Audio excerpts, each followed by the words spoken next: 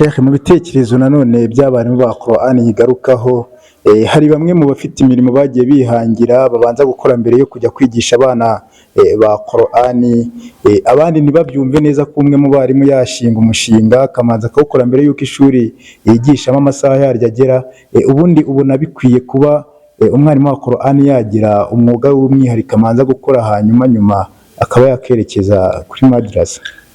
Mu by'ukuri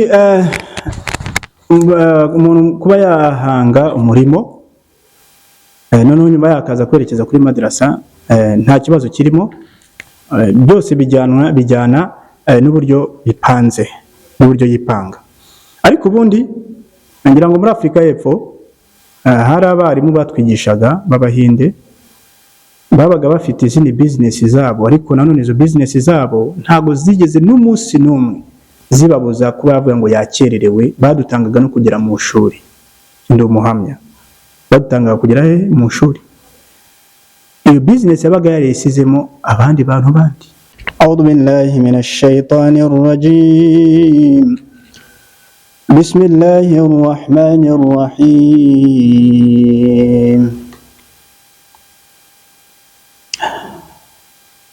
لله ما في السماوات وما في الأرض وإن تبدوا ما في أنفسكم أو تخفوه يحاسبكم به الله.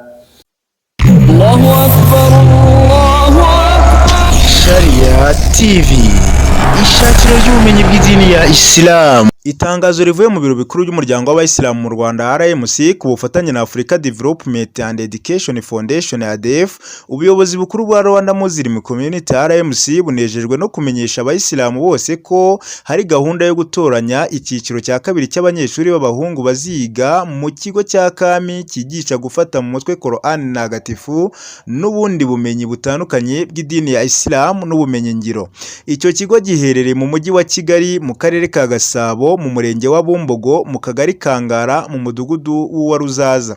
Abifuza kwiga muri icyo kigo bagomba kuba bujuje ibi bikurikira: kuba afite imyaka 18 ariko atarengeje imyaka 25 kandi afite indangamuntu ikindi cyemezo cyemewe kibigaragaza, kuba yararangije kwiga byibuze amashuri yisumbuye secondaire kandi afite impamyabumenyi ibigaragaza, kuba yarafashe mu mutwe byibuze amajuzu 3 muri Qur'an byaba ari akarusho, kuba agerageza gusoma no kwandika ururimi rw'icyarabu byaba ari akarusho, kuba yiteguye kwiga ba mu kigo mu gihe kingana n'imyaka 2, kuba afite ubwishingizi mu kwivuza.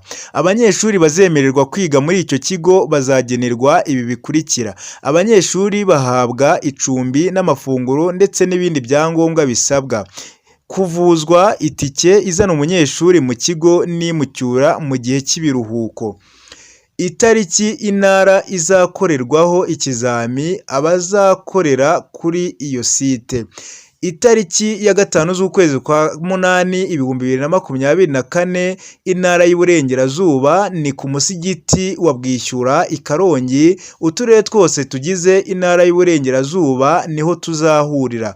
Itariki ya 5 z'ukwezi kwa 8 amajyaruguru ni ku musigiti wa Musanze. Uturere twose tugize intara y'Amajyaruguru niho tuzahurira. Itariki ya 5 z'ukwezi kwa 8 intara y'Amajyepfo ni ku musigiti wa Nyanza Mugandamure. Uturere twose tugize Amajyepfo niho tuzahurira. Itariki ya 5 z'ukwezi kwa 8 2024 Iburasirazuba ni ku musigiti wa Kayonza. Uturere twose tugize intara y'Iburasirazuba niho tuzahurira. Itariki ya 5 z'ukwezi kwa 8 2024 umujyi wa Kigali ni ku musigiti wa Al-Fatiha Onatarako niho uturere tugize umujyi wa Kigali twose tuzahurira. Nyuma yo gukora ibizamini by'amajonjora hazatangazwa urutonde rw'abatsindiye kwiga muri icyo kigo. Abifuza kwiga muri icyo kigo basabwa kwihutira kwiyandikisha ku biro byaba imamu b'uturere batuyemo bitarenze tariki ya 2 z'ukwezi kwa 8. Ku bakeneye ibindi bisobanuro bahamagara nimero ya telefone ikurikira: 0784 74 kane 29 karindwi cyangwa 07 88 21 21 48. Muhorane amahoro n'imigisha by'Imana. Bikorewe i Kigali kuwa 25 Nyakanga umwaka wa 2024. Sheikh Sindayigaya Musa mufti w'u Rwanda niwe washyize umukono kuri iri tanga. Bismillah walhamdulillah, assalamu alaikum wa rahmatullahi wa barakatuhu. Bakunzi bakurikira Sharia TV rero aho muherereye hirya no hino ku mibumbe igiye itandukanye, by'umwihariko abari imbere mu gihugu cyacu cy'u Rwanda, nongeye kubaha ikaze rero mu kiganiro cyacu cy'uyu munsi kuri kamera za Sharia TV ndetse na mikoro za Sharia TV. Murimo kuhabona umwe mu bahagarariye ishami rya Qur'an. Nk'uko mubimenyereye rero, iyo mubonye uyu mugabo kuri kamera za Sharia TV, murabizi ikiganiro cyacu gitangizwa n'amagambo matagatifu ya Qur'an, kuko tuba tugiye kuganira kuri aya magambo akubiye muri iki gitabo. Reka tumuhe ikaze rero adufungurire icyicaro cyacu cy'uyu munsi n'amagambo matagatifu, hanyuma nyuma yaho araza bibwira tunababwira isanganyamatsiko tugiye kuganiraho. أعوذ بالله من الشيطان الرجيم. بسم الله الرحمن الرحيم. لله ما في السماوات وما في الأرض وإن تبدوا ما في أنفسكم أو تخفوه يحاسبكم به الله فيغفر لمن يشاء ويعذب من يشاء والله على كل شيء قدير. آمن الرسول بما أنزل إليه من ربه والمؤمنون كل آمن بالله وملائكته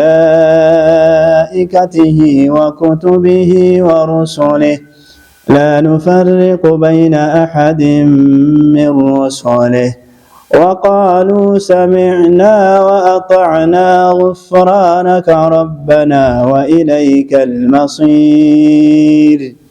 لا يكلف الله نفسا إلا وسعها لها ما كسبت وعليها ما اكتسبت ربنا لا تؤاخذنا إن نسينا أو أخطأنا ربنا ولا تحمل علينا إصرا كما حملته على الذين من قبلنا ربنا ولا تحملنا ما لا طاقة لنا به واعف عنا واغفر لنا وارحمنا أنت مولانا فانصرنا على القوم الكافرين.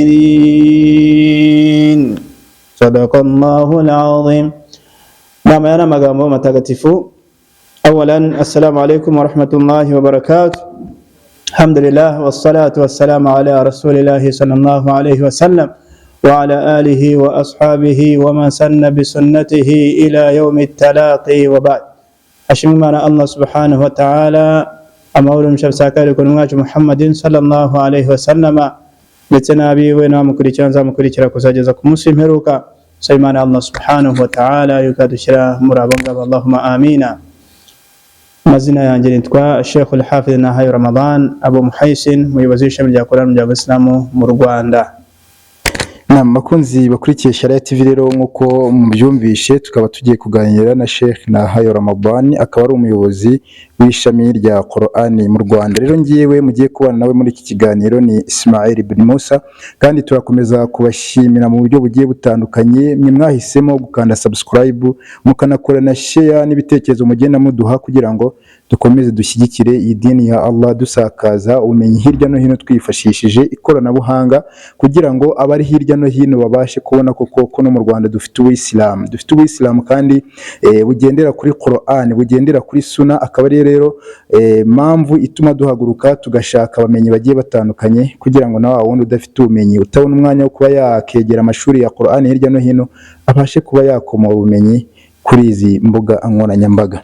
Twinjiye mu kiganiro Sheikh, ubwo duherukana mwatubwiye imigabo n'imigambi y'ishami rya Qur'an, munatubwira ndetse n'ibikorwa muteganya kuri manda shyashya ya mufti mushya Sheikh Sindayigaya Musa. Uyu munsi imyiteguro ihagaze gute mu ishami rya Qur'an, by'umwihariko mu bikorwa bya Qur'an?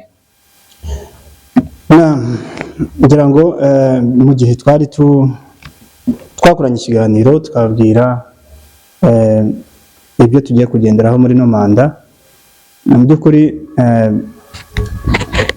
uko twe twarizejwe ndetse nuko twabwiwe yuko hari impinduka zigomba kubaho, kandi nako bimeze, kuko biragonywa ko mufti w'u Rwanda Sheikh Musa Sindayigaya uburyo twakoranye mbere yaho atarafata izi nshingano, ndetse n'umwungirije Sheikh Yunus Mushumba.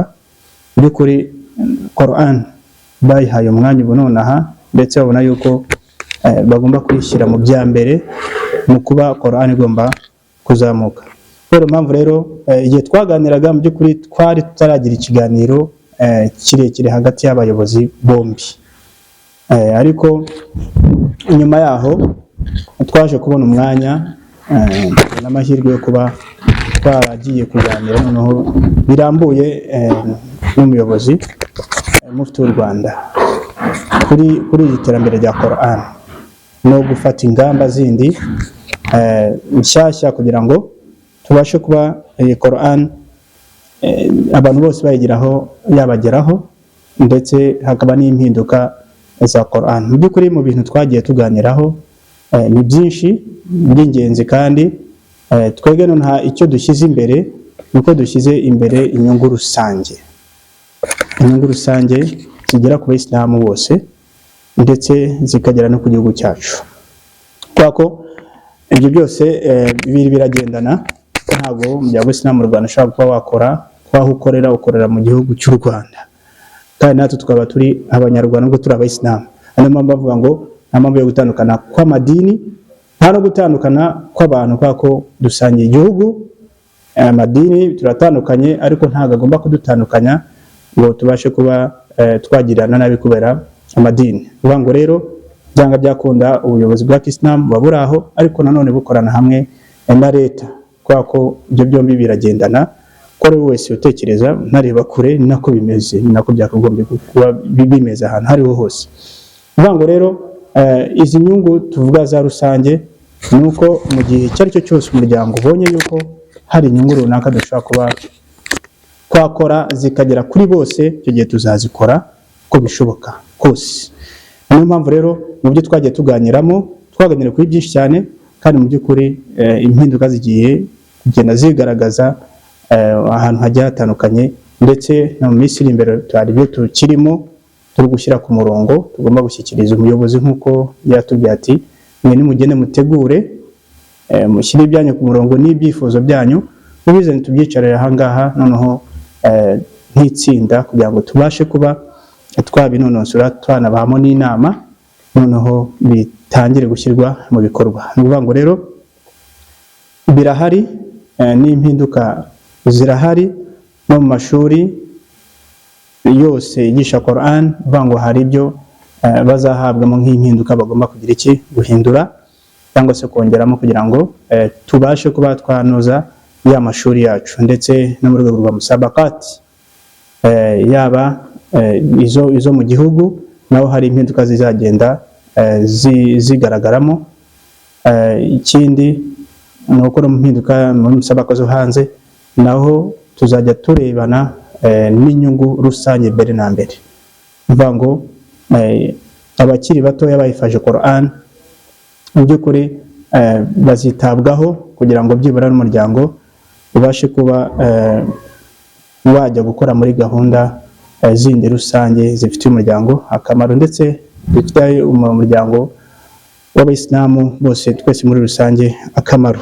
Niyo mpamvu umuryango wacu w'Islam mu Rwanda dufite uburenganzira bwo kuba nk'uko dushyira amapiganwa sabaka bana bakaza agapiganwa, birashoboka ndetse biranashoboka yuko umuryango ushobora kuba wanoma uwo ubona ko afite ubushobozi bwo kuba yaduhagararira, ndetse biranashoboka yuko nimba ari inyungu rusange tugiye kugerageza kureba, biranashoboka yuko dushobora kuba twanoma umwana ukiri mutoya, bisaba yuko ashobora kuba yaherekezwa kugira ngo noneho tujye gutunganya gahunda zindi zizagirira akamaro abandi. Ubwo rero ntabwo bazaza kudusanga ahangaha, bizasaba yuko tujya kubasanga iyo bari. Rero mpamvu rero bazabigireho ikibazo, ariko mu by'ukuri abantu bose turabwira ati muhifadhe Quran, ko igihe icyo ari cyo cyose murakenewe kugira ngo ubashe guhagararira igihugu cyanyu. Niyo mpamvu rero bisaba kugira ngo twese dushyire hamwe n'abayisilamu bandi batube hafi kugira ngo tuzamure Quran. By'ukuri dufite intumbero yindi yo kuzamura Quran kuri rwego rwiza, rusobanutse kandi rukeye. By'ukuri turasaba amaboko y'abayisilamu yaba mu bitekerezo ndetse no mu bushobozi bw'umutungo kugira ngo rero tuzamure ya Quran. Icyo twabwira nuko impinduka zirahari.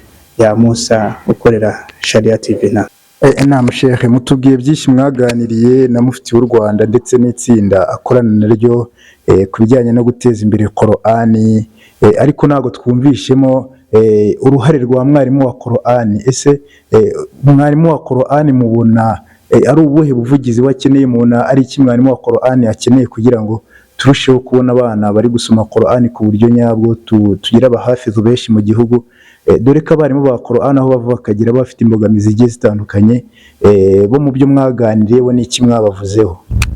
Uvuga ngo twaganiriye byinshi, kandi wenda byose ntabwo bishobora kuba byavugirwa ahangaha, ariko wenda icyo ngicyo cyo birashoboka, kuko mu kintu twaganiriyemo nuko byibura buri Muislamu wese afite uburenganzira cyangwa se afite gufasha umuryango w'Islam mu Rwanda, cyangwa se afite gutera inkunga ishami rya Quran mu nkunga z'ibitekerezo n'inkunga z'ubushobozi. Kuri uwo mwarimu waruvuzeho, mu by'ukuri ni nawe wakagombye kuba uwa mbere kuba agomba kuba yafashwa, kandi niyo gahunda irahari. Icyo twavuze ni uko mu mushinga dufite inshallah mu gihe kiri imbere ushobora gushyirwa mu bikorwa inshallah bidinillah na nyakubahwa mufti w'u Rwanda, nuko buri Muislamu abyumve yuko mu gihe tuzaba tubakeneye mu bufasha bwo gutera inkunga ishami rya Quran, mukaba mwabona bishyizwe ku mugaragaro ngo hari ibyo turimo turiga kuri uwo mushinga, turi uburyo wakora, uzakora ku barimu, uzakora kuri ba mwarimu, uzakora kuri no ku bandi bantu babira, muzabibona uvuga ngo icyo gihe uko upanzwe. By'ukuri umuntu wa mbere zaheraho ni umwarimu, kumuha umushahara mwiza, umwarimu ari wese uri mu gihugu akarebwa n'umuryango w'Islam mu Rwanda, ndetse n'utanga inkunga. Mu by'ukuri n'abandi wenda bagira gutya bakabishyura abarimu, mu by'ukuri bazatwegera cyangwa se tuzabegera tuganire nabo, nko bijye bikorwa mu buryo bwiza, buri haki igere ku muntu, ku mwarimu. Se n'ubushobozi bajyaga bafata mu gihe icyo kintu kizaba giciyemo buziyongeraho, yaba ari wa wundi umwishyura, ubwo natwe tuzamwongeraho kugira ngo abarimu bose tubashyire kuri nivo imwe, batanga umusaruro neza. Ngira ngo iki kintu kirahari, mu gihe kiri imbere inshallah ntabwo kizatinda, turi kukinonosora neza no kucyongeramo uburyo bizakorwa na bande, ni bande bazadufasha, ubushobozi buzagaruka muri bande, byose birahangwa, biri gukorwa, kandi bakaba mufti w'u Rwanda yarabitwemereye mu biganiro twakoranye, nako babona ibyo byose byo kuzamura ireme rya Quran. Ntabwo rero ryazamuka mu by'ukuri, ikintu cyose ntabwo gishobora kuzamuka nta bushobozi buhari. Bene mbere nuko umuntu agomba kubaka ubushobozi. Ubushobozi rero nibwo buzaza bukagera ku barimu kandi bazishima. Nta kintu cyatuvuga wenda turimo turatebya, ni ibiriho ko n'ubundi nibo dukorera abayisilamu, dukorera abo barimu bakorana batwigishiriza abana, natwe iyo nzira yabo twayinyuzemo. Niyo mpamvu rero ntabwo dushobora kuba twabibagirwa. Ikindi tuzaba tunareba uburyo nimba umwana yatsinze mu by'ukuri uwo mwarimu nawe aba agomba kubona kukuri ko umwana ashobora kuba yazanye. Dore abana benshi cyane barajya gusoma bakava n'iyo nta n'ikanzu ashobora kuzanira umwarimu. Mu by'ukuri icyo gihe tuzadushimira umwarimu ku mugaragaro. Ikindi igihe abana barangije nka Quran, bikaba ngombwa yuko abana basoza bagahabwa impamyabumenyi zabo. Mu by'ukuri muri kwa gushimira abana n'abarimu bajye bashimirwa kwa kuko nibo babaye impamvu y'ibyo byose. Aho ngaho mba ndi kumwe nabo ijana ku ijana. Ikindi umwarimu nyine umushahara uzamuke kugira ngo ubuzima bwe nawe abashe kubujyana neza, kuko nabo bafite umwanya wo kwicara hasi yigisha iyo Quran, ahereza abana bacu batwigishiriza. Niyo mpamvu rero bashaka kubahisha umwarimu no kugerageza kuba twamuba hafi, ndetse n'ubwo bushobozi mu by'ukuri bumugireho, kwako abantu badufatiye runini batanga ubwo burere ndetse bakanatanga n'iyo Quran. Barahishiwe rero, ntabwo ngiye kubirambura ngaho ngo mberekane uburyo umushinga umeze byose. Icyo nzi nuko abayisilamu turamuga tubitabaje bakabona wenda hari n'itangazo risotse, mu by'ukuri bazabyitabira, kubera ko ibyo ngibyo bizagaruka ku barimu bacu. Mbere na mbere bizagaruka ku barimu bacu, kandi icyo gihe raporo izajya itangwa iherezwe abayisilamu.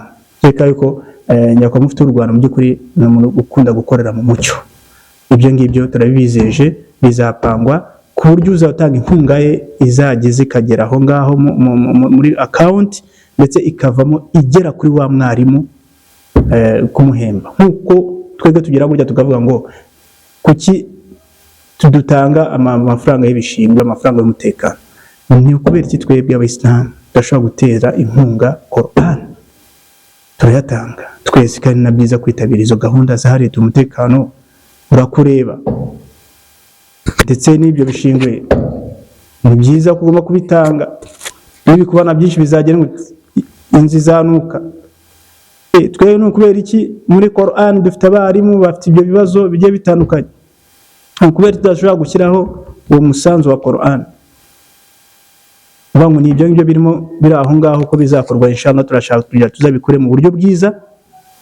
Icyo gihe rero mufti w'u Rwanda azagerageza hamwe na vice mufti inshallah bidnillah, bazagerageza no kuzajya babiha umurongo n'uburyo bizajya berekana izo raporo, uburyo umutungo umeze n'uburyo ushyikirizwa abantu inshallah, kugira ngo nta bibazo bizavamo. Ibindi muzabiturekere, turashaka gushyira ibintu ku murongo.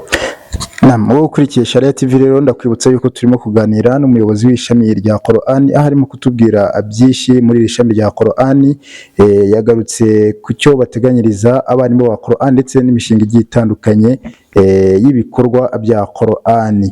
Ndakwibutsa neza rero yuko weho ukunda gushyigikira Quran, weho utarabashije kugira amahirwe yo kwiga Quran ukaba uri mu zabukuru, yuramutse uteye inkunga iyi Quran ugakora mu byo Allah yaguhaye, ugashyigikira umwarimu wa Quran, ugashyigikira umunyeshuri wa Quran, hari ukumugurira ibitabo byinshi bikenerwa mu myigishirize ya Quran. Murabizi rero niko kwigurira ijuru rya Allah, niko kugira iherezo ryiza hano muri iyi si. Muri Rwanda Muslim Community bafite kode ushobora gucishaho inkunga yawe, ni 500-701. Icyo gihe ubuteye inkunga Quran. Ndakwibutsa neza rero yuko uyu turimo kuganira ni Sheikh Nahayo Ramadan. Naam Sheikh, mu makuru duhabwa n'ishami rya Quran batubwira yuko twagize umuhafiz wa mbere mu mwaka wa 2009. Umuhafiz akaba yari Abdulaziz, nibyo? Ni Abdurazak. Naam. Nyuma yuko tumaje kugira umuhafizu, uyu munsi umubare ukomeje kwiyongera, ari nako amashuri ya Quran agenda yiyongera, yaba mu bice by'umujyi ndetse no mu byaro. Uyu munsi ndagira ngo tugaruke ku bitekerezo bigenda biva mu barimu ba Quran. Amashuri yaragutse ndetse n'umubare w'abahafizu uriyongera, ariko abarimu ba Quran cyane cyane abakorera inyuma y'umujyi bavuga yuko babakeneye kugira ngo nabo mubagereho, kugira ngo amashuri yabo mubone uko ahagaze mu buryo bw'imyigishirize ya Quran. Bo ni iki mubateganyiriza muri gahunda zo gusura amashuri ya Quran, dore ko bakunda kuvuga ko mukunda kwibera mu mijyi cyane? Nuvango ntago dukunda kuba mu mujyi, kubera ko mu by'ukuri twege tuba twabihisemo. Ubundi nta nubwo wenda tuba turi mu mujyi, kugira ngo igihe bihe byaciyeho mwize kubona ko njye na Sheikh Ali Kajura na Sheikh Ismail twagerageje gusura uburere bugeze kuri 19 kandi tugera mu mashuri ari indani mu byaro kweli. Kandi ibyo byose mu by'ukuri biba bigomba kugira budget ibigendaho, ntago mubyuka mu gitondo bavuga ngo ngiye gusura ahantu utateguye urugendo. Niyo mpamvu tuvuga ati abayisilamu kwa ko uyu muryango ni wacu twese baba bagomba kubigiramo uruhare, ndetse hari n'abayisilamu badufashije, twagiye twashyize iminsi nk'ingahe yose nk'itatu turi iyo ngiyo, twataye imiryango. Mu by'ukuri biba bisabwa kugira ngo ni ubushobozi bw'umutungo, iyo esansi, iyo modoka, aho turara, uko turya, by'ukuri byose ni ibintu bisaba ubushobozi. Dushimira abantu baduteye inkunga, Allah subhanahu wa ta'ala bashyira ku minzani y'ibyiza no ku isi ndetse no ku munsi w'imperuka.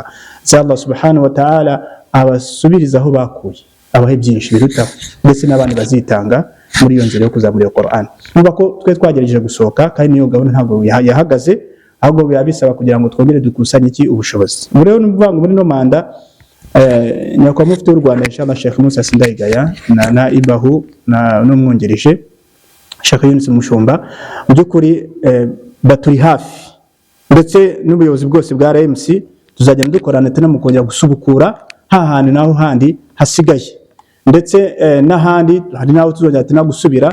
Ngo politiki yacu none rero muri manda nshyashya ya nyakwa mufti w'u Rwanda nuko noneho Qur'an twavuge yuko igomba kuzamuka kuruta uko yari imeze mu bihe byashize. Nawo murongo turiho nonaha, tubizeze yuko insha Allah tuzagenda dusura ayo mashuri yose nayo ari aho ngaho mu cyaro cy'indani, tuzabageraho kandi insha Allah ibyo murimo murategurirwa birahari kandi muzabibona insha Allah bidnillah.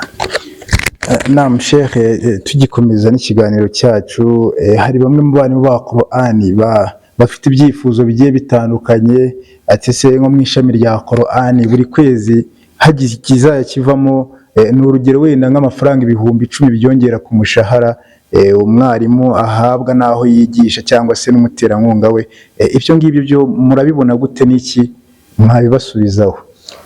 Nuvuga ngo mu by'ukuri kuki batekereje amafaranga make? 10,000 ntabwo ari amafaranga ushaka kuvuga ngo arajya kwiyongera. Sheikh, n'urugero batangaga, hari igihe mwabona bidakwiye mukaba mwabaha ibirenze kuri ibyo ngibyo, wenda watanze icyo gitekerezo ni nk'urugero yatangaga, ariko mushobora kubona atari agaciro gakwiye umwarimu wa Qur'an, noneho mukaba mwabasubiza uburyo bujyanye n'agaciro kabo, nk'aho kiriya cyari igitekerezo cy'umwarimu wa Qur'an. Njye nashaka mvuga ngo imitekerereze yanjye ni nayo mitekerereze ya mufti w'u Rwanda Sheikh Musa Sindayigaya. Nuvuga ngo mu gihe twagendaga duhamagara mu kujya gutegura musabaka ya Maroc, mu by'ukuri twaragendaga akaba yatubwira ati nk'urugero twetu avuga ati muzafata amafaranga ngahe abazakosora. Bamwe bashaka kujya haravuga ati twege tuzafata amafaranga 100 cyangwa 150 cyangwa se 200. Sheikh Musa agabati la akaba yakongera kuri ya yandi mutana mwavuza kongeraho. N'ubu ngubu ni nayo myumvire ye. N'ubu ngubu ntabwo dushaka gufata mu mafaranga twongere ngo amafaranga 10,000 hoye. Amafaranga 10,000 n'amafaranga make cyane. Nuvuga ngo kenshi usanga bari bagiye batandukanye, ubwo hari aho yigisha afata 100 ufashe menshi wenda 150, ngo tujya gushyira 160 reka. Nuvuga ngo mu gihe uramushinga tuwusoza insha Allah tukawunoza, nuvuga ngo buri Muslimu azabigiramo uruhare, n'abashekhe twese muri rusange, nabo barimo ba Qur'an bazabigiramo uruhare, n'ababilali bazabigiramo uruhare. Kubera mpamvu rero ayicumi barimo baravuga mu by'ukuri azarenga mu gihe abayisilamu bazitabira gutanga umusanzu wa Qur'an. Tuzagerageza uko dushoboye mu by'ukuri umwarimu afata umushahara mwiza, kubera ko urundi abayisilamu nibo batanga ayo mafaranga kugira ngo abashe kuba yabageraho, kandi raporo izatangwa ko Sheikh Musa mufti w'u Rwanda akorera mu mucyo. Tuzahereza abayisilamu raporo y'uko umutungo wabo uri kugera kuri babarimu bigisha Qur'an, kandi abayisilamu mu gutanga isodaka kuri Qur'an ntabwo bazuyaza, mu by'ukuri baba bazi yuko biteganyiriza kandi batanga ku gitabo cy'Imana Allah subhanahu wa ta'ala. Tuzagerageza hiyongereho arenza ayo ngayo bavuze inshallah. Naam Sheikh, ni iki mutekereza ku kuba mwafata aba barimu bigisha Qur'ani hirya no hino mukaba mwabahuza nk'abarimu ba Qur'ani mukabashishikariza nk'uko mwavuze mukorana na leta kuba bakishyira hamwe bakagira bike bakora ku mushahara wabo bakabasha kwizigama kugira ngo zimwe mu mbogamizi bafite zigiye zitandukanye kwa kwihuza kwabo kugira ibyo bigomwa bakabihuriza hamwe ejo n'ejo ubundi bikaba byinshi byo ni iki mubibashishikarizaho byo mwaba mubiteganya mu ishami rya Qur'ani? Ni ukuvuga ngo ibyo byose biza mu gihe hari igenamigambi twashyizeho nk'iryo turimo turavugiraho. Mu by'ukuri baramuka batangiye gufata ayo mafaranga yongera ku mushahara wabo, icyo gihe mu by'ukuri turi tayari kubicaza hasi, ariko na mbere yaho kuko byose twavuze yuko byo kujya guhuza abo barimu byose bisaba ubushobozi. Mu by'ukuri nyakubahwa mufti w'u Rwanda mujya twijeye ati twebwe turi ahangaha kubera mwebwe, ni mwebwe ijisho ryacu ritureberera rikanatwigira noneho rikatubwira noneho twebwe tukagira iki tugakora. Niyo mpamvu rero abarimu n'ubundi tujya tugerageza kuba twahura nabo mu gihe cyarashize mbere ya COVID, ariko n'ubu ngubu mu byo dufite n'imigambi dufite nuko dushaka kuzadushyiraho n'amahugurwa y'abarimu ahuza abarimu bose kugira ngo bagire message bafata ndetse banahugurwe mu bumenyi bwa Qur'ani kugira ngo bashe kugira ubumenyi bwisumbuyeho. Muri uko guhura rero niho havamo bya biganiro noneho byo kubashishikariza gahunda nk'iyo ngiyo yo kwizigama. Ngira ngo inshallah bidinillah mu gihe kiri imbere muri gahunda dufitemo no kuzajya dukoresha amahugurwa y'abarimu. Ibyo byose rero bizagenda bivugirwamo aho ngaho, hari byinshi dufite inshallah bidinillah bizakorwa kandi nicyo dushyize imbere mu kuzamura ireme rya Qur'an cyangwa ireme ry'uburezi bwa Islam inshallah bidinillah. Naam Sheikh, mu bitekerezo nanone by'abarimu ba Qur'an yigarukaho hari bamwe mu bafite imirimo bagiye bihangira babanza gukora mbere yo kujya kwigisha abana ba Qur'ani, abandi ntibabyumve neza ko umwe mu barimu yashinga umushinga akamanza akawukora mbere y'uko ishuri yigishamo amasaha yaryo agera, ubundi ubona bikwiye kuba umwarimu wa Qur'ani yagira umwuga w'umwihariko amanza gukora hanyuma nyuma akaba yakerekeza kuri madrasa? Mu by'ukuri umuntu kuba yahanga umurimo noneho nyuma yakaza kwerekeza kuri madrasa nta kibazo kirimo, byose bijyana n'uburyo bipanze n'uburyo yipanga. Ariko ubundi ngira ngo muri Afurika y'Epfo hari abarimu batwigishaga b'Abahinde babaga bafite izindi business zabo, ariko nanone izo business zabo ntago zigeze n'umunsi n'umwe zibabuza kuba bavuga ngo yakererewe. Badutangaga no kugera mu shuri, ndi umuhamya, badutangaga kugera mu shuri. Iyo business yabaga yarisizemo abandi bantu bandi, we ntabwo yashaka kugira ngo umusange ngo yicaye muri iyo business, yabaga yarayishyizemo abandi abo mu muryango cyangwa se abandi bantu bandi. Ntabwo bashobora kubana umuntu ari aho ngaho, ntashobora no kuba yamubamenya ko wenda iyo business yaruretse ko bamwe mu bantu benda babivugaga, ariko mu by'ukuri bubahaga akazi kabo. Akazi rero iyo kagize gutya kakaguhemba neza, mu gihe nituramuka dushyize neza ku murongo abarimu bagahembwa, nayo mategeko akabona kujyaho ko hari ibindi bindi twanga gushyiramo imbaraga nyinshi ko tubona yuko aha twaba tubagoye kandi wenda byibura hari ibindi bakeneye tutari twuzuza. Ako nituramuka tumaze kubyuzuza mvuga ngo n'amategeko azajyamo, noneho icyo gihe umwarimu abonekere ku gihe kuri ya saha yo kuza ku ishuri n'isaha yo gutahiraho iri ku gihe cye. Ngo kuba yajya gukora iyo business nyuma yaho bizari ku bushake bwe, ntacyo bizabyica cyangwa nuko tuzabona yuko ahangaha iwacu uyu murimo arimo arawujyana neza. Nitubona yuko atari kuwujyana neza tuzamuvanamo ajye gukomeza business ze, noneho abandi baze bafate wa mwanya wo gutanga inyungu n'ifayida kuri bose. Naam Sheikh, ubona ari uruhe ruhare itangazamakuru rigira mu bikorwa bya Qur'ani by'umwihariko mu kumenyesha abayisilamu hirya no hino? Hari ibikorwa bya musabakati zigiye zitandukanye, hari ibikorwa bifite aho bihuriye n'ishami rya Qur'ani, ubundi mukeneye ruhare rungana iki mu itangazamakuru? Ese itangazamakuru ryo mu ntari ikiri bakeneye kugira ngo ibi bintu bibashe guhuza abayisilamu babashe kumenya amakuru y'ahari ibikorwa bya Qur'ani kugira ngo babandi bafite imani babashe kujya kumviriza iyi Qur'ani, n'abandi bafite umutima wo gutera inkunga Qur'ani babashe kubona hari ibikorwa imikoranire yanyu n'itangazamakuru cyane cyane rikorera kuri murandasi byo bihagaze bite, ni iki muriteganyiriza? Mu by'ukuri buri muntu wese ufite ubwenge tugeze munsi y'iterambere, niyo mpamvu tugomba kwaguka mu bitekerezo ndetse no mu mikorere. Tugeze munsi y'iterambere, aho hahandi ushobora gukurikirana ibikorwa bigiye bitandukanye, si muri Qur'ani gusa, mu bintu byose bigiye bitandukanye mu buzima bw'igihugu. By'ukuri itangazamakuru rifite umwanya ukomeye cyane mu buzima bw'abantu. Niyo mpamvu rero itangazamakuru rifite umwanya ukomeye cyane mu kugeza inkuru ku bantu bose bibereye, yaba mu mago, aho bari hose bakabona ibikorwa bigiye bitandukanye.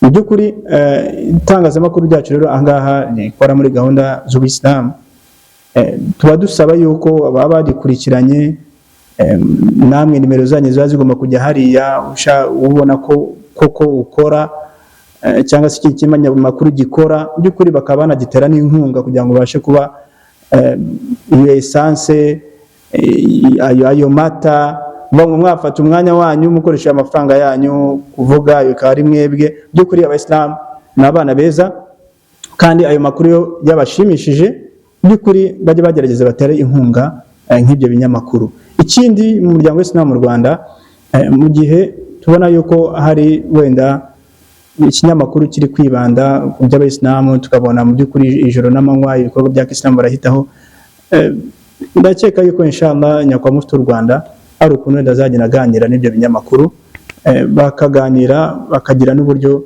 wenda bazajya babiteramo inkunga, bakabifasha mu buryo bwo gusakaza ayo makuru agera hose inshallah biidhnillah. Ngira ngo rero ibyo byose birashoboka kubera ko iyo dawa igera ahantu hose, kabone nubwo hari n'ubundi buryo bashobora kuba banabigenza.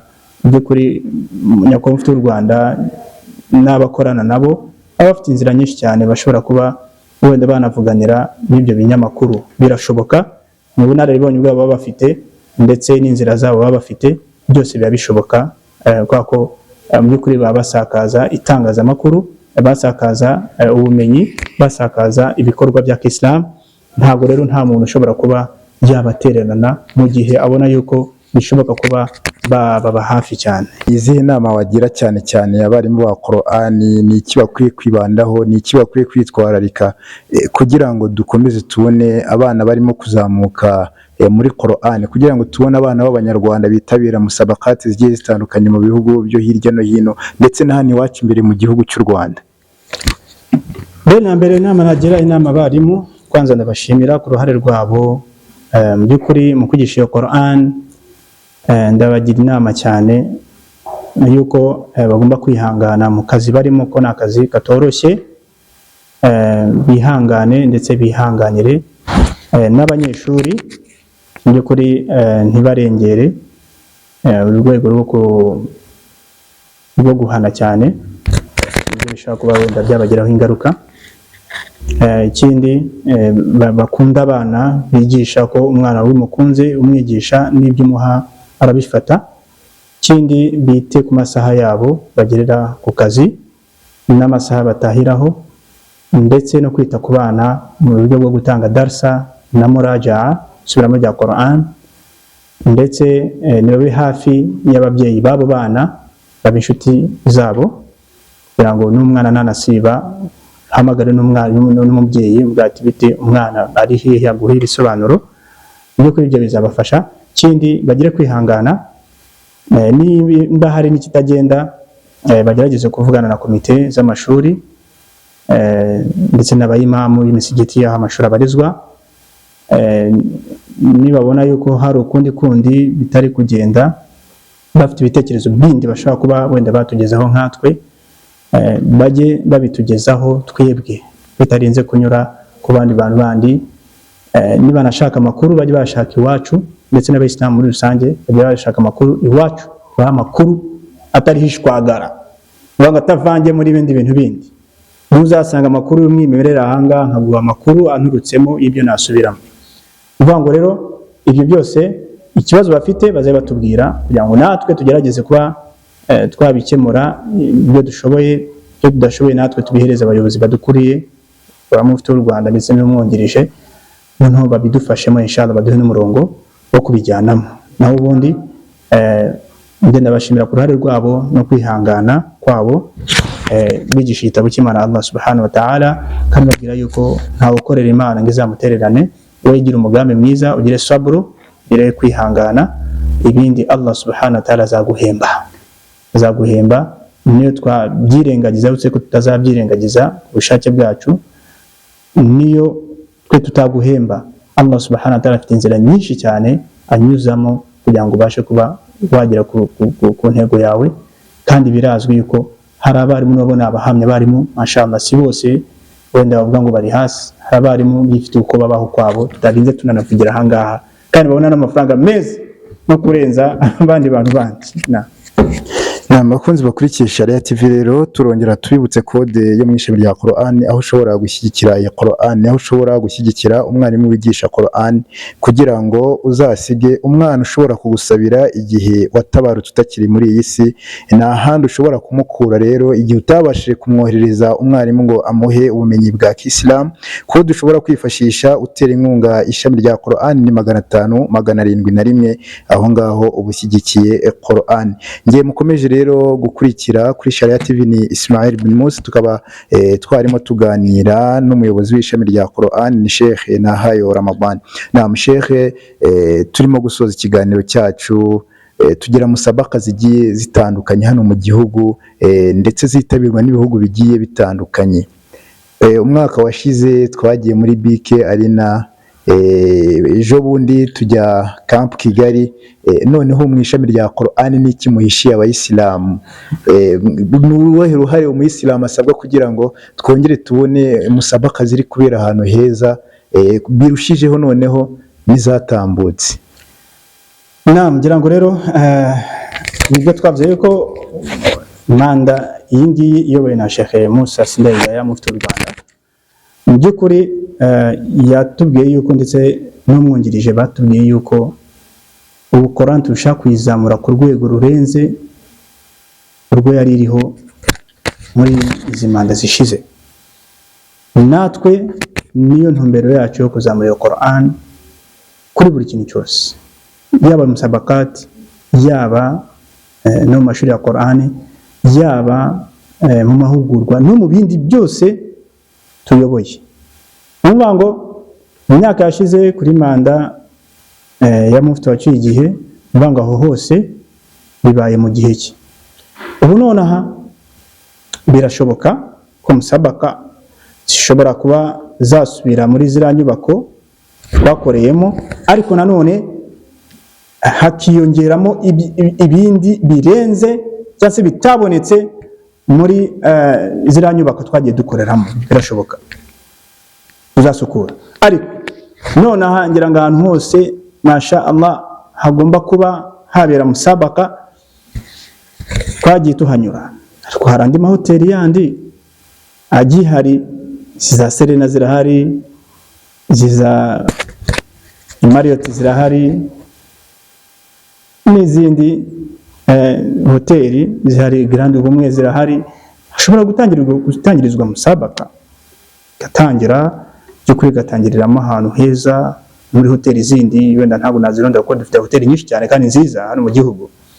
Birashoboka ko yatangiriramo no kujya gusoza, ikaba yasoza muri za nyubako nini zakira abantu benshi, cyangwa ko twavuze twaravuze ati musabaka inshallah y'uno mwaka utaha tuzayijyane muri stade Amahoro, n'ubu ndacyabihagazeho. Na Nyakubahwa Mufti w'u Rwanda n'abamwungirije n'abo bakorana nabo, ibyo bitekerezo twese turabifite. Nuvuga ngo rero uruhare rw'umuyisilamu kugira ngo tuzagereyo nawe rurakenewe, nk'uko turi gutanga iyo kode, Sharia TV iri gutanga iyo kode ikayishyira aho ngaho kugira ngo tubashe gusukura ibyacu mu gihe tuzaba twitabiriye ya gahunda twese muri rusange y'umusanzu wa Qur'an, tukanatera inkunga iyo Qur'an kugira ngo ibashe kuzamuka. Abayisilamu ni bashaka nyuma ya Allah subhanahu wa ta'ala, abayisilamu ni bashaka yuko iyi Qur'an izamuka ku rundi rwego niba bishaka bazabigeraho, twese tuzabigeraho nidufatanya mu kugirana inama ndetse no gutera inkunga Quran, yaba mu bitekerezo yaba no mu bushobozi. By'ukuri uzasanga Quran noneho yinjira mu nyubako n'iriya stade Amahoro ntabwo tuzatinya kuyinjiramo, turashaka kuyijyanayo isomerwa nk'uko ahandi biba bimeze, ariko bizaterwa nuko abisilamu bazaba tubaye hafi ndetse banatugira inama ndetse banaduhereza n'ubwo bushobozi kugira ngo tubashe kuba twazamura Quran mu rwego rwo hejuru. By'ukuri twaje kubera iyo mpamvu, abisilamu nawe hafi yacu gusa, ubundi tubagezeho ibyiza aribyo tutarakora byinshi. Bo niba tube hafi baduha ubushobozi, none batubwira ati ngaho none mutwereke, icyo gihe inshallah tuzakora. Kandi igihe cyashize nuko twakoreye mu bushobozi bukeya, niyo mpamvu rimwe na rimwe wenda hari bitaragenze neza, ariko dusaba kugira ngo kuri no manda ya nyakubahwa mufti w'u Rwanda yuko noneho ibitaragenze neza ubu tugomba kugerageza gushyiramo imbaraga kugira ngo noneho bizagende neza, tuzaturi kumwe n'abisilamu hafi yacu. Makunzi bakurikije Sharia TV rero nkuko mwababwiye, nge mwari muri kumwe nawe ni Ismail Ibn Musa, iyi ni Sharia TV. Ndabibutse neza kandi yuko dusura amashuri ya Qur'an agiye atandukanye mu rwego rwo guteza imbere Qur'an, aho tusura abarimu ba Qur'an aho bakora hirya no hino, abana bagasoma Qur'an kugira ngo abadukurikira babashe kumva imisomere y'abana amwigisha. Rero ukeneye kutuvugisha, nimero yacu ni 0785457252, aho ngaho turakwitaba. Turacyari kumwe rero n'umuyobozi w'ishami rya Qur'an Sheikh Nahayo Ramadan. Dusoza ikiganiro cyacu, ni iyihe nama wagira ababyeyi bafite abana mu ngo bagejeje igihe cyo kuba bakiga Qur'an ariko ababyeyi bakigumanya abo bana batari babasha kubohereza mu bigo byigisha Qur'an? Ibyo kuri Abayisilamu batari babasha gutuma abana kugira ngo bajye kwiga ku musigiti, ibyo kuri bagerageza uko bashoboye, ko abana kuba bahamye mu mungo niho handi usanga havamo umwana akabura ibyo akora, akirukanya kuri internet, none agatangira avuga ati ariko reka nige ubusilamu mpereye kuri internet. Ajya kubushaka kuri internet agasanga hari ibindi bikorwa by'ubuhezanguni, utagondwa, bikamwigisha umwana, ugasanga umwana yibera mu cyumba ahugiye muri ibyo ngibyo, inzangano n'iki, ugasanga umwana arakura nabi kubera ko waramubannye, ntushaka kumujyana ngo ajye kwigira mu bana cyangwa se ajye ku barimu by'ukuri bafite kuba bamuhereza ubwo burere. By'ukuri ibyo ngibyo ntabwo ari byiza. N'igihe ushoboye kuba washaka uwo mwarimu ni byiza mushake, ariko nanone nk'uko utuma umwana ku kizungu bajye kwiga, nyuma yayo yagaruka ukamushyiraho umwarimu wa coaching, ni nako wakamutumye kuri madrasa kwiga ku musigiti, yigane n'abandi ndetse n'amakosa ari gusoma abandi bana mu gihe bari kumvirizanya bayamukuremo. None nyuma yaho ushobora kumushyiraho n'umwarimu, ntabwo bibujijwe kuba yajya hari akagira ibindi amwongerera, umwarimu wa Qur'an kuri iyo coaching ya Qur'an nabyo birashoboka byose, kugira ngo niba ushaka kubaka umwana wawe ukamuhereza ubusilamu bwiza, byose ushaka kuba wabikora. Tuba tubareba ku musigiti bajye kwiga, banahakure n'ubundi bumenyi bundi bwo gusari, amenye niyo tawhid barimo bajye bagerageza, banabasaba ko bazaba bagerageza gushyiramo niyo yaba ari isaha imwe, bakigisha abana utwo tuntu twose tugiye dutandukanye, mu bumenyi bugiye butandukanye, niyo yaba ari rimwe mu cyumweru, ariko haba ari icyaba kinjiye ku bana. Vuga ngo rero mu by'ukuri icyo nababwira ya Musa cyangwa se kuri Sharia TV, mu by'ukuri hari byinshi cyane kuri no manda yarishize twajya tugerageza kuba twakora Qur'an yateye imbere mu buryo bugaragara. Hari byinshi by'ukuri, nimba ugifite umwanya dushaka kuba nakubwira ati hari impinduka zagiye zibamo mu bintu runaka, birashoboka. Naam. Tubivuge? Naam. Nicyo tubereyeho, tuba turi gushakira abakunzi ba Qur'an amakuru kugira ngo babashe kumva amakuru ari imbere mu nzego zo hejuru, kugira ngo na wa muyisilamu uri hirya no hino umubyara abashe kumva amakuru ari mu ishami rya Qur'an. Mu by'ukuri izi nshingano tuzifatangira ngo uburyo bwo kwiga Qur'an bwari buri hasi pe, bwari hasi. Niba ashaka ajya haza hano ya Musa, ntabwo twe ntabwo dutinya debate, ntabwo tuyitinya. Uwo ari wese uzaza ahangaha avuga ati ibi ngibi ho ajya azangaha, twe dukore debate tayari ko twaza akambwira ati hoya, nanjye nkamubwira ngiye ntabwo ngiye ntinya kuba nakora debate n'umuntu, ndetse no muri Sharia twaranabyigaga. Nimba afite ukuri kwanjye ahangaha nzakuzana ngo ushyire hariya nawe uzane ngo tuvuge, wenda tutitaye ku kintu ngo turagendera muri politiki. Nitujya muri politiki ibyo ni ibindi bindi, ariko nimba ari ku dini uzambwira, nimba hari aho wenda bitagenda neza nzakubwira ati byibura tugiye gukosora, mutubabare mutwihanganira, ariko nimba hari ibihari byakozwe nzabikubwira binagaragazwe. Ni ukuvuga ngo igihe cyose ndetse n'andi masheni yandi ashaka, njye ntabwo ntinya kuba naza ngo guha amakuru, kuko amakuru uzayikurira ahangaha. Igihe cyabanje mu byo twagiye dukora, mu by'ukuri mbere wasanga musabaka ikosorwa n'abantu batarangije Qur'an, akaza gukosora umuntu wayifashe Qur'an, urumva iyo mikosorero uburyo iri buze kugenda, cyangwa byakunda harazamo amahugu. Nubwo bwose, nubwo niyo twaba wenda uyabonyemo, natwe hariya twe ntago turi abamarayika twakwibeshya nk'abantu, ariko tuba twagerageje ntago bingana n'ibyabanje. Urumve icyo kintu naraje umufti arambwira ati sinshaka kumva yuko hari umwana wibwe, mushyire ibintu ku murongo. Naraje nshakisha abantu bayifashe Qur'an, nibo ujya ubona ku ntebe y'abakosora. Uzicara arambwira ati uriya runaka ntabwo yayifashe Qur'an, cyangwa se ngo nibo nashyize mwango, iyo ni impinduka kandi yaje gutanga n'amahoro. Noneho ugasanga n'abana baze muri musabaka, buri umwana wese aratuje ko ari buze kujyana icyo yakoreye. Naho n'uzumva n'undi ngo bana ngo ngiye ngo barago ninjye wari kugira ahangaho, urabeshya ko abica aho ngaho zino kuri 6 bayifashe Qur'an, ukeka yuko bazahuriza kuri wowe bakavuga ngo we ngo tukwibe, kandi nanjye mba ndaho hafi ndi kure burya amanota ari gutanga. Ntabwo bishoboka rero umwana wavuyemo aho ngaho akagenda icyo baba bamuhaye ni icyo ngicyo wabaye. Ntabwo twege tujya mu kintu cyo kuvuga ngo uriya n'umwana wo kwa runaka, ngo umwana we ndarakomeye, ngo no kwa baru imbere yanjye aho ngaho ntabihari, ntabyo. Icyo ni ikintu cyahindutse. Ikindi abana mu rwego rwo gutsinda hanze cyariyongereye izi nshingano twari dufite. Ni ukuvuga ngo uko batsindaga mbere n'ubu ngubu biratandukanye, aho twese turabahamya. Uzanyomoza azambwira ati ngo hoya ibya mbere mutaraza muri izi nshingano byari bimeze neza, ngazaza ambwire dukore deba tumuhe detail z'uburyo abana bagenda batsinda, nyirango muranabizi, ntabwo ari ibintu ngomba kujya gusobanura hariya. Ikindi ngira ngo mwagiye mubona abo bana bajya muri za musabakati, mwaje kubona Hussein ava Dubai afata nimero 8 hariya muhani ko bahimba 10 ba mbere, bikomeye cyane. Mwabonye muri Tanzania witwa Ismail afata umwanya wa 5, ngo ni muri Tanzania nta kintu twavanagayo, ariko yaje kugezwa na mufti Sheikh Salim, ariwe wagiye no baramuhamagara, ariwe wagiye gutanga n'icyo gihembo. Ngira ngo mwabonye ba Saidi bagiye ngyo za Tanzania bakaba ba kabiri. Ngira ngo mwabonye muri Kenya tujyayo tukaba ba mbere. Bango ingero zirahari ni nyinshi. Ibyo byose ni impinduka. Ikindi mu bantu ba Qur'an bari abantu bari aho ngaho, abantu bareba bakabona ari abantu nyine bagutyo ni mwarimu, ariko mu by'ukuri dufata inshingano twashatse kugira ngo tugarurire icyubahiro abarimu ba Qur'an. Mufti w'u Rwanda muri tarawih ibyo bigeze mubona dusora urutonde rw'abajya gusarisha tarawih, ibintu bitari biriho mbere. Muri madrasa mwabonye yuko mashallah abana uniform barambara si nka mbere.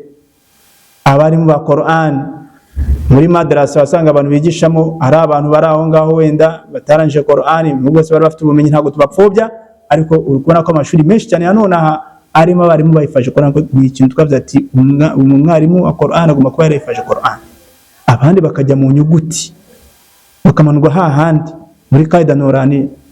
Muri twabashe kuba twageraho nuko twashyizeho ijuzu imwe ya kaida nuraniya ifata igihugu cyose, ngo twayikoreye n'amahugurwa hari inyangundungu itangira gusakazwa ahantu hose.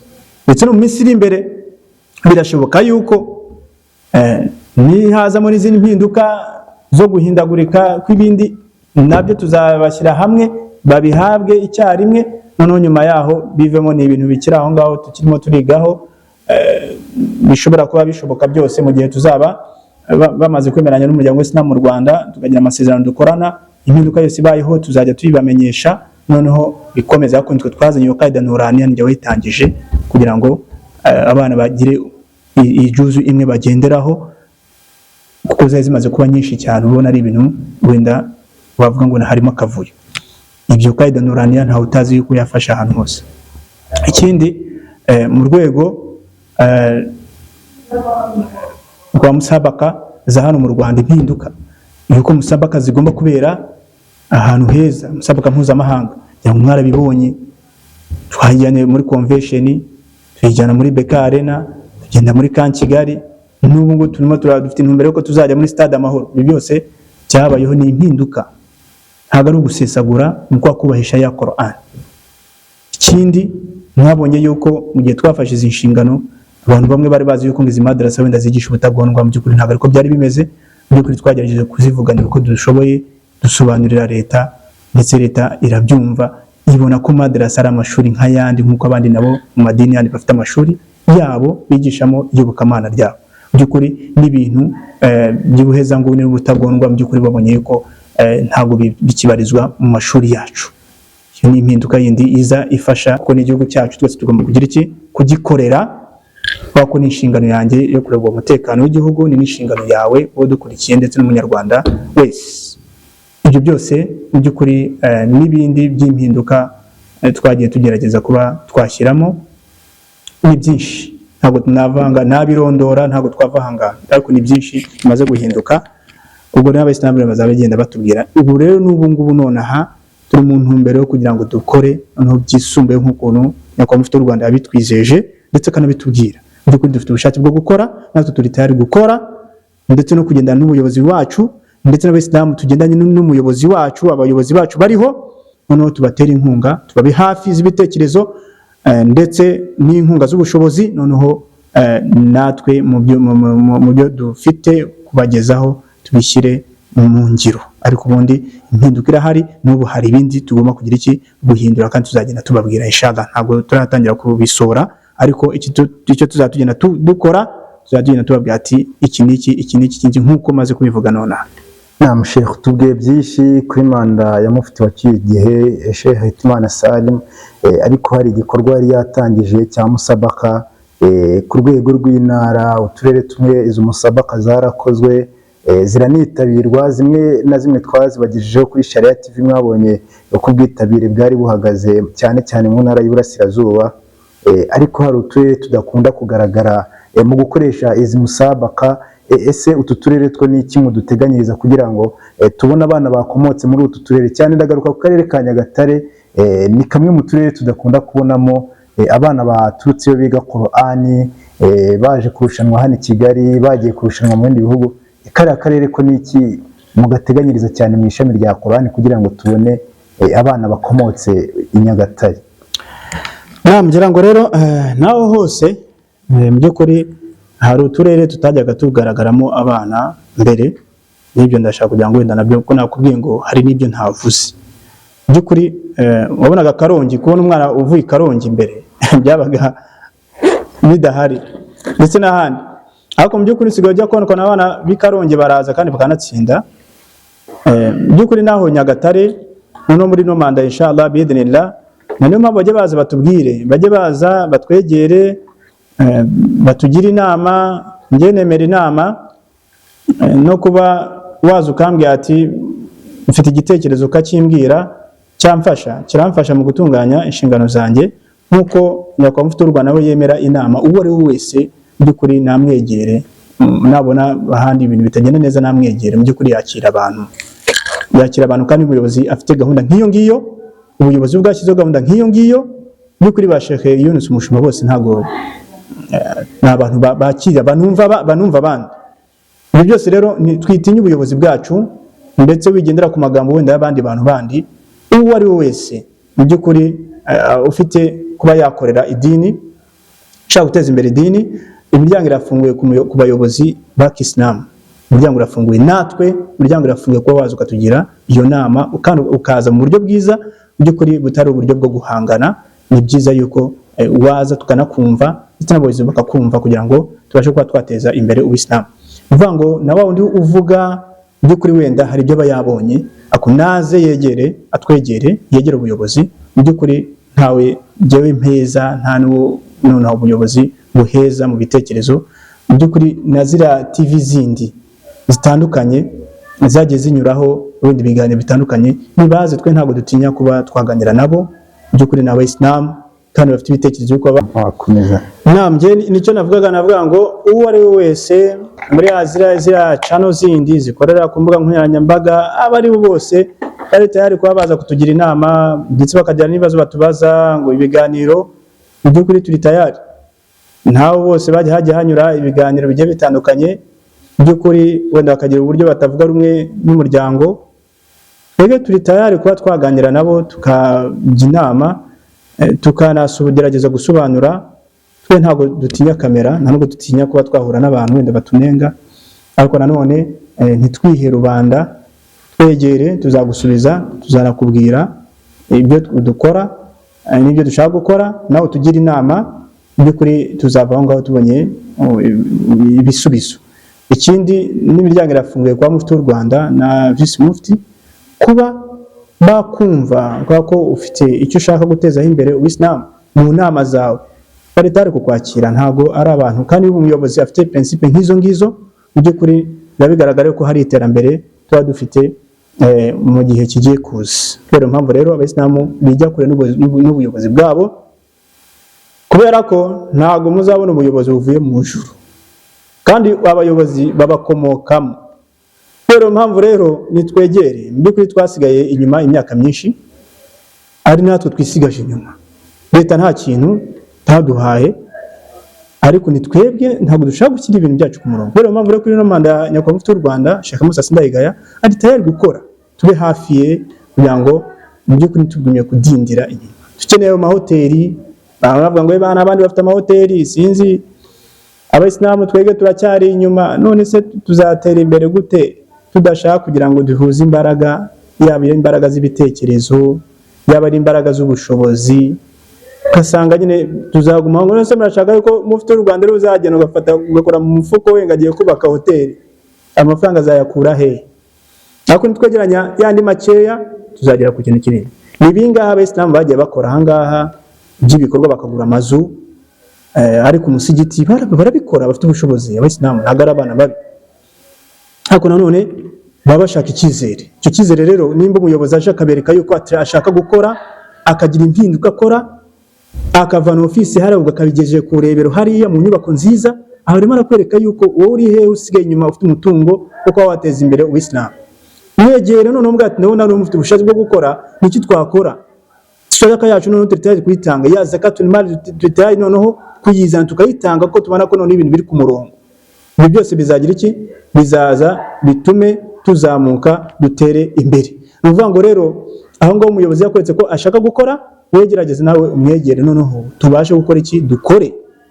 Nibyo bitekerezo by'unenga nawe nabizana, ariko imbere y'umuyobozi umubwire, umubwira kuri public y'abantu, wewe ngwino imbere aho ngaho umubwira ati nibi ntabwo biri kugenda neza, noneho nawe akubwira impamvu, anagusobanurire wende abashe kuba yanahindura ibyo byose. Natwe ngwino utubwire inama muri Quran, tutari guhindura nimba hari bigenda nabi mu gihe ariko twamaze gukora iki? Ibiganiro. Ikindi inama ushaka kuyizana wenda umuntu akayumva, wenda ntayishyire mu bikorwa bitewe n'impamvu zindi. Icyo gihe rero inama tuba baduhaye tuba twayumvishe, ubwo bibaye ngombwa yuko duhindura turahindura. Ubwo nyuma yaho wenda ubonye byagiye ukundi, basi wewe akazi kawe wamaze kugakora, nta mpamvu rero ithabo zawe warazandikiwe ku Mana Allah subhanahu wa ta'ala, nta mpamvu yo kugira iki? Yo guhangana. Nituguma guhangana, umuryango wacu uzaguma usubire inyuma, utanatera n'imbere. Ikindi nuko abashekhe bagenzi bacu tugomba kubaha abashekhe bacu bakuru, batukure mu myaka. Wibona ujeje bundi aho ngaho uvuye kwiga, uhita uzibona abashekhe bakuru mu myaka bakwigishije, basi natakwigisha ariko akurusha ubunararibonye. Ubuze umwegere umubaza ati iki kibuga kimeze gute ko mbona kiri kunyerera, azakubwira ati jya gushaka sikare runaka ugomba kugendana nayo ahangaha ku kibuga kiri kunyerera. Ubwo muri uko kuzimiza ufite icyo ukuyemo, azakugira inama z'uburyo yakoze dawa ye, ntibyamugiraho ingaruka, akaba agejeje muri iyi myaka uri kumubonana hano uri gushaka kumusuzuguriraho. Uvuga ngo mbere na mbere dukundana abashekhe, twubahane hagati yacu, ikindi twubahe abakuru muri twebwe, ndetse dusaba n'ubuyobozi yuko buzajya bureba abashehe bakuru by'ukuri bakabahereza icyubahiro cyabo bagombaga nk'abashehe, bakubahwa bagashyirwa hafi aho ngaho igihe cyose habaye n'ibirori, bakaba ari abantu ba mbere bagomba gushyira aho ngaho imbere. Bakunzi bakurikiye Sharia TV, rero turongera kukwibutsa kode ushobora guteraho inkunga Quran, ni kode ya 500,701. uraba ushyigikiye Quran, uraba wishyuriye umwana wawe ishuri igihe utagifite imbaraga, uraba wishyuye umwarimu wa Quran kugira ngo akomeze atange ubumenyi, kugira ngo ejo n'ejo ubundi numara kuva kuri iyi si y'abazima uzabe uhavuye ufite iherezo ryiza. Rero ngewe mwabanye nawe mu kiganiro ni Ismail bin Musa, tubategurira ibiganiro byinshi bigiye bitandukanye byibwiriza butumwa kugira ngo dukomeze dusobanurire abantu bagiye batandukanye uw'Islam, twereke abantu batandukanye yuko no mu Rwanda dufite uw'Islam, nk'uko twatangiye ikiganiro tubibabwira bugendera kuri Quran ndetse na Sunna. Tukaba rero tuganira n'abayobozi bagiye batandukanye mu nzego zo hejuru ndetse n'izo hasi, kugira ngo bajye bakomeza babwira amakuru y'ibakorerwa, kugira ngo tureke kujyana n'amakuru y'ibihuha, kuko amakuru y'ibihuha arasenya, kandi nyamara nk'uko umuyobozi w'ishami rya Quran yabitubwiye, barahari kugira ngo baduhe amakuru yizewe tuyagendereho, kugira ngo twicare tuzi neza ibiri kudukorerwa nk'abayisilamu. Ndongera kubabwira mbashishikariza gukanda subscribe, share and comment kugira ngo dukomeze tuzamure iyi chaîne, kugira ngo dukomeze twamamaze kalimati la ilaha illallah. Wassalamu alaikum wa rahmatullahi wa barakatuh.